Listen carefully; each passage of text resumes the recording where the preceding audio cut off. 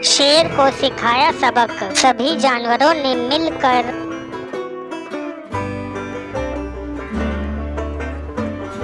एक जंगल में शेरा नाम का शेर रहता था, जो कि बहुत ही चालाक और निर्दयी शेर था। और जंगल के सभी जानवरों में शेर का बहुत ही ज्यादा खौफ था, क्योंकि शेरा ने एक लोमड़ी को अपनी सेविका के रूप में रखा हुआ था, जो कि जंगल के सभी जानवरों पर नजर रखती। और जब भी कोई जानवर अकेला होता तो उसकी खबर वो शेरा को कर देती, और जिसके बाद शेरा सही मौका देखकर उस जानवर का शिकार कर लेता और फिर मजे से अपना पेट भरने के बाद और थोड़ा बहुत उसमें से बचा कर लोमड़ी के लिए छोड़ देता। और एक दिन एक बंदर ने लोमड़ी को जंगल के बाकी जानवरों की चुगली शेर से करते हुए देख लिया। अच्छा, तो ये है वो जो जंगल के मासूम जानवरों की जानकारी शेर को देती है। और फिर बंदर ने लोमड़ी की सारी बात जंगल के सभी जानवरों को बता दी। और फिर जंगल के सभी जानवर एक बैठक करते हैं। और फिर बंदर पेड़ पर चढ़ गया और लोमड़ी पर नजर रखने लगा। अरे, जब से ये लोमड़ी शेर के साथ मिली है, हमारा तो जीना ही मुश्किल हो गया है। दबे पांव आती है और जैसे ही किसी जानवर को अकेला देखती है तो तुरंत ही शेरा को बता देती है। अरे, अगर ऐसा ही चलता रहा तो एक एक करके ये जंगल के सभी जानवरों को खत्म कर देंगे। अरे, हम सभी को मिलके कुछ ऐसा करना चाहिए जिससे कि हम इन दोनों के चंगुल से बाहर निकल सकें। अरे हाँ, ऐसा करते हैं कि लोमड़ी को सभी जानवर घेर कर मार देते हैं, जिससे कि ना तो रहेगा बांस और ना बजेगी बांसुरी। अरे, ये तो बहुत ही अच्छा सुझाव है।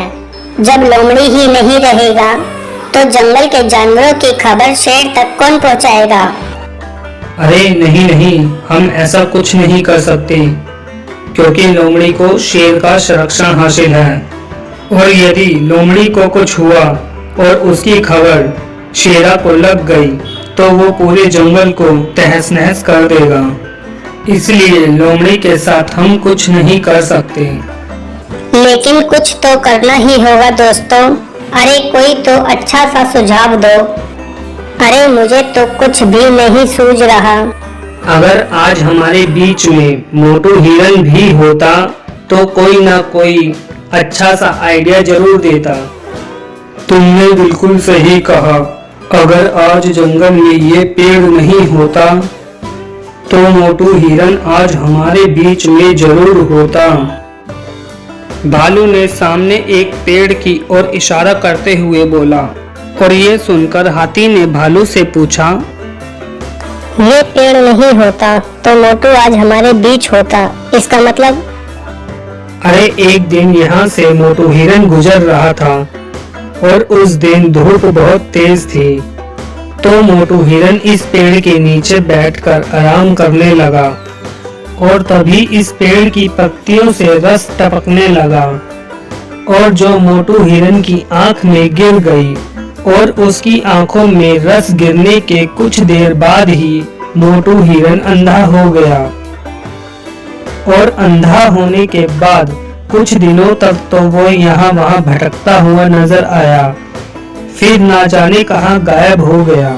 और ये बात सुनकर जंगल के सभी जानवरों को मोटू हिरन के ऊपर तरस आया।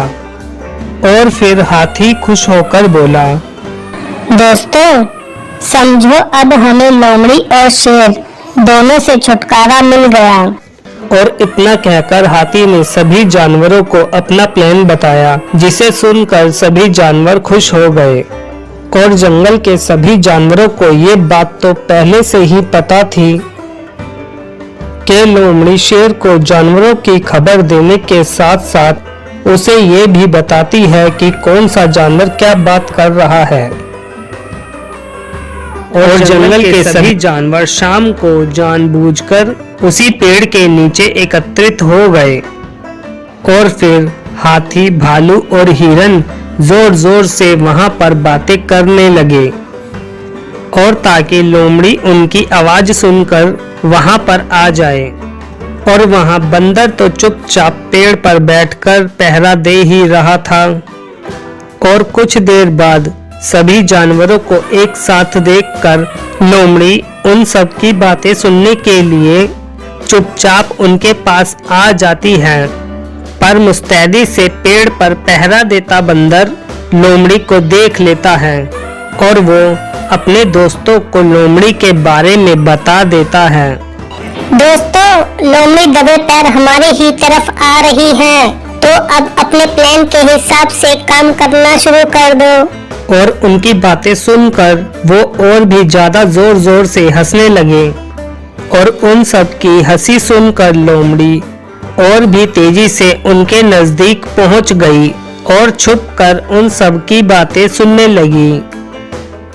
दोस्तों, आज के बाद हम कभी भी उस लोमड़ी और शेर के चंगुल में नहीं फंसने वाले, क्योंकि अब हमारे हाथ इस चमत्कारी पेड़ की पत्तियां जो लग चुकी हैं। अरे बिल्कुल सही कहा मेरे दोस्त। अब तो बस इस चमत्कारी पेड़ की पत्तियों को निचोड़कर बस एक बूंद अपनी आंखों के अंदर डालनी है और फिर लोमड़ी और शेर हमसे चाहे जितनी भी दूरी पर क्यों ना हो, हम उन्हें आसानी से देख ही लेंगे। और जानवरों की बातें सुनकर लोमड़ी बहुत खुश हुई और बोली, इन लोगों की ये तरकीब इन्हें मुझसे कभी नहीं बचा पाएगी। और ये बोलकर लोमड़ी वहां से तेजी से भागी और शेर के पास पहुंच गई। अरे दोस्तों, हमारी चाल कामयाब हो गई है। वो लोमड़ी शेर के पास जा चुकी है। और बंदर की ये बात सुनकर सभी जानवर बहुत खुश हो जाते हैं। और लोमड़ी शेर के पास पहुंचकर सभी जानवरों की बात शेर को बता देती है। और फिर शेर लोमड़ी की सारी बातें सुनकर जानवरों के पास आता है। पर पेड़ पर बैठा बंदर सभी जानवरों को बता देता है कि लोमड़ी शेर को लेकर इसी ओर आ रही है। अरे दोस्तों, लोमड़ी और शेर तो इसी ओर आ रहे हैं। और बंदर की बातें सुनकर हाथी को छोड़कर सभी जानवर आसपास की झाड़ियों में छुप जाते हैं। और जैसे ही लोमड़ी और शेर वहां पहुंचते हैं तो उन्हें देखकर हाथी बिल्कुल चुप हो जाता है। अरे हाथी, क्या हुआ? तुम इतने शांत क्यों हो? आखिर मुझे भी बताओ, वो कौन से पेड़ के पत्ते हैं जिनके रस से आंखों की रोशनी बहुत तेज हो जाती है?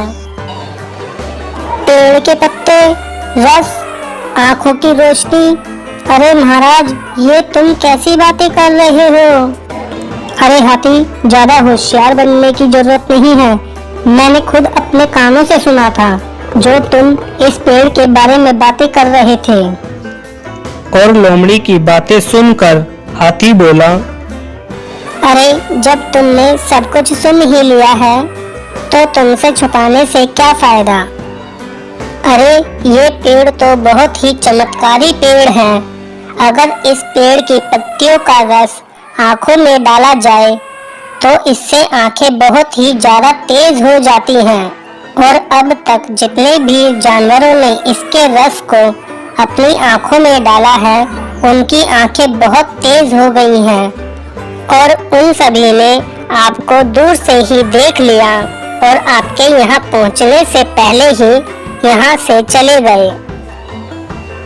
बस मैंने ही अभी तक इसके रस को अपनी आंखों में नहीं डाला, इसीलिए तो मैं यहाँ पर फंस गया हूँ। अरे तुम लोगों की ये चाल अब बिल्कुल भी नहीं चलने वाली, क्योंकि इस पेड़ की पत्तियों के रस को मैं भी अपनी आंखों में डालूंगा। लेकिन महाराज, तुम इसके रस को अपनी आंखों में कैसे डाल सकते हो? इस पेड़ की सभी डालियां तो देखो कितनी ऊंची हैं। पेड़ की टहनियां अगर ऊंची है तो क्या हुआ मूर्ख, मैं इस जंगल का राजा हूँ। ओए बंदर, उस पेड़ से एक डाली तोड़कर जरा नीचे फेंक दे। और बंदर ने शेर की बात सुनकर अपना सिर हिलाया और उस पेड़ की एक टहनी को तोड़कर नीचे फेंक दी। अरे हाथी, देखा तूने, टहनी खुद ब खुद नीचे आ गई और अब इसे आँखों में किस प्रकार लगाना है, ये काम तुम करोगे। तो हाथी ने शेर की इस बात को सुनकर बंदर की ओर देखा और मुस्कुराया और फिर हाथी ने उस टहनी को उठा लिया और वो शेर से बोला, महाराज, तुम बस अपनी दोनों आँखों को ढंग से खोल लो, मैं इन्हें अच्छे से मसल कर इनका रस तुम्हारी आँखों में डाल दूंगा। और फिर हाथी ने अपनी सूंड से पत्तियों को निचोड़कर उनका रस शेर की आँखों में डाल दिया। महाराज, अब आपको कैसा महसूस हो रहा है? अच्छा अच्छा, ठंडा ठंडा। अरे इससे तो आँखों को बहुत ठंडक मिल रही है। और शेर ने अपनी आंखें नहीं खोली और कुछ देर तक उस ठंडक का मजा लेता रहा और कुछ ही देर में आंखों की वो ठंडक आंखों की भयंकर जलन में बदल गई। अरे ये क्या है? इससे तो बहुत ही भयंकर जलन हो रही है और इसके कारण तो मुझे कुछ दिखाई भी नहीं दे रहा। और अब सभी जानवर जो छुपे हुए थे वो सभी बाहर आ गए और अब शेर दर्द के कारण जोर जोर से चिल्लाता और इधर उधर भागता पेड़ों से टकराकर गिर जाता। और जंगल के सभी जानवर शेर की ये हालत देखकर बहुत ही ज्यादा खुश थे। ये सब क्या है? महाराज को कुछ नजर क्यों नहीं आ रहा? अरे ये सब तो हमारी ही चाल थी। तुम दोनों से छुटकारा पाने के लिए हम लोगों ने ऐसा किया और अब ना तो ये कभी देख पाएगा और ना ही तुम हमारी चुगली कर पाओगी। और इतना बोलते ही हाथी ने लोमड़ी की गर्दन को अपनी सूंड से पकड़ लिया और फिर बंदर ने उस पेड़ के रस को लोमड़ी की आंखों में भी डाल दिया। और अब तो वो दोनों ही अंधे हो चुके थे, तो जानवरों ने उन दोनों को उन्हीं के हाल पर छोड़ दिया।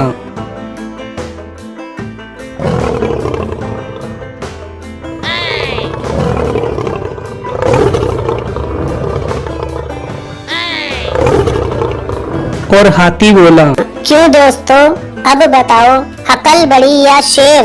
और फिर सभी जानवर खुशी खुशी जंगल में वापस चले गए।